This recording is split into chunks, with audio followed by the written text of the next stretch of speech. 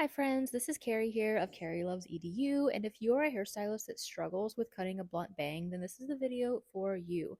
So the first thing that you want to do before even picking up your scissors is to wet down that front hairline and go ahead and use a flat brush back and forth to really help to control that root. And then once we have really nice control, we're going to go ahead and start with a thin sliver right at the front hairline inside of the recession and decide on the length. Remember that this hair could jump up even though it's nice and smooth.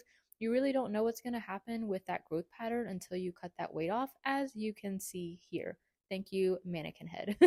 Then we're going to move our way back, just taking thin slivers of hair and creating as much heaviness and density as your client is looking for.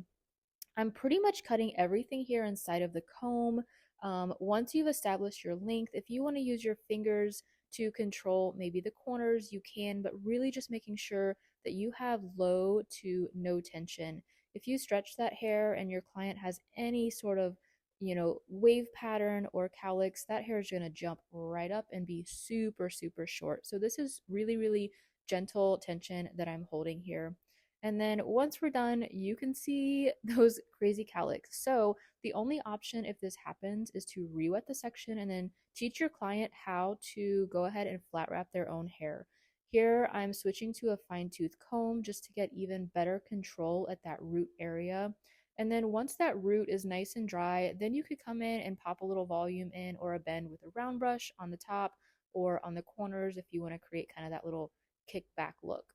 And in the end, there you have it, a nice, thick, heavy bang.